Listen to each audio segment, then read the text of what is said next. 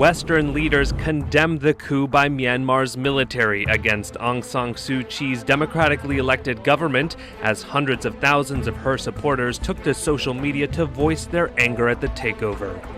U.S. President Joe Biden on Monday threatened to reimpose sanctions, calling the coup a direct assault on Myanmar's rule of law.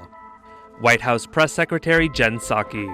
We removed sanctions, the United States, I should say, removed sanctions on Burma over the past decade based on progress toward democracy. The reversal of that progress will necessitate an immediate review of our sanctions laws and authorities, followed by appropriate action. Prime Minister Boris Johnson of Britain called for the release of Suu Kyi and others, while Canadian Prime Minister Justin Trudeau strongly condemned the military's actions.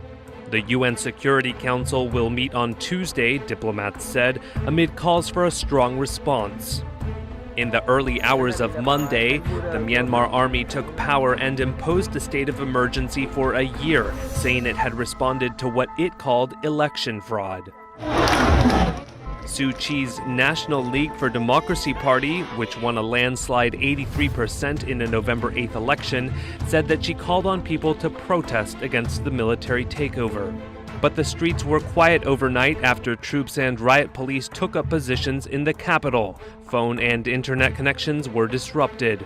The removal of Suu Kyi also sent shockwaves in the region, where in Bangkok, protesters stomped on a photo of Myanmar's army chief outside the Myanmar embassy.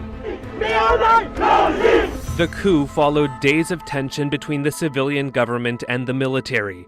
In the pre-written statement on Facebook, Suu Kyi, who was under house arrest between 1989 and 2010 and won a Nobel Peace Prize in 1991, was quoted as saying that an army takeover would put Myanmar back under dictatorship.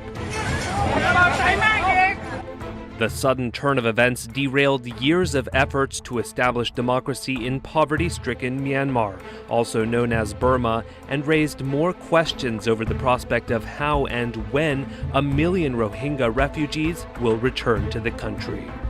This is Pakistan Observer. For more latest news, subscribe to our YouTube channel. Thank you.